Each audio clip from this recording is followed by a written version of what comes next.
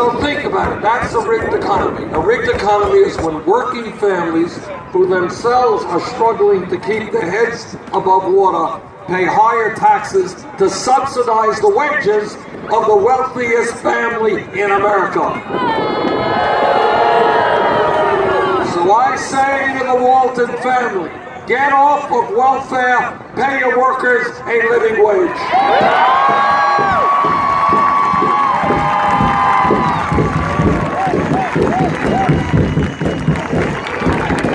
But it is not just a corrupt campaign finance system and a rigged economy. And by the way, in that rigged economy, it's not only a grotesquely unfair distribution of wealth. You know what else it is? It is that all over this country, people are working 2 or 3 jobs just to earn enough money to take care of their family. Mom is working, dad's working, the kids are working. 58% of all new income is going to the top 1%. Are you guys ready for a radical idea? All right, together we are going to create an economy that works for all of us, not just the 1%.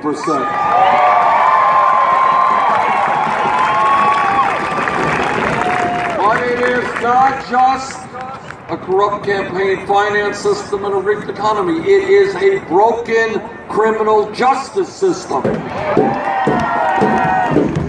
Every American should be embarrassed that we have more people in jail than any other country on earth.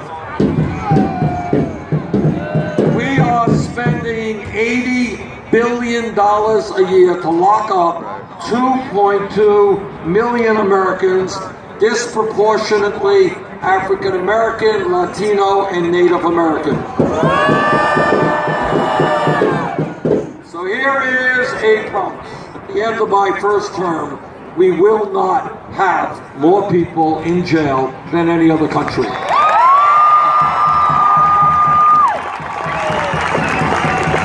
Now everybody here knows that in communities all across this country, often in inner cities, where African Americans live, where Latinos live, or in rural communities, poor rural communities, you have youth unemployment rates of 30, 40, 50%. And when kids graduate high school and they can't go out and get a job, they can't get independent, they can't get out of their homes, bad things happen. And that is why, in my view, we should invest in our young people, in jobs and education.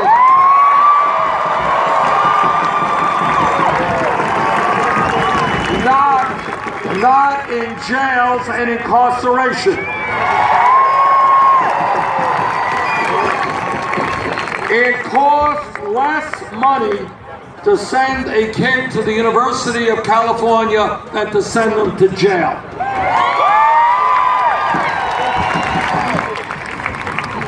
But it is not, when we talk about a broken criminal justice system, it's important to talk about local police departments all over this country. I was a mayor for 8 years in Burlington, Vermont, and I've worked with police officers all of my life. And the vast majority of police officers are honest, hardworking, and they have a very, very difficult job.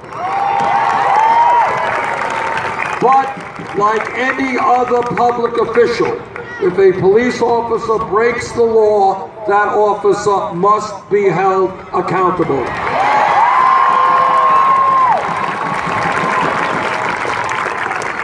In my view, we must demilitarize local police departments. A good police department, and there are many of them, is a department that is part of the community, where the community feels comfortable and supported. A bad police department is one where people are afraid, and that department looks like an occupying army. We must make local police departments reflect the diversity of the communities they serve. We must end corporate ownership of prisons and detention centers. We must change law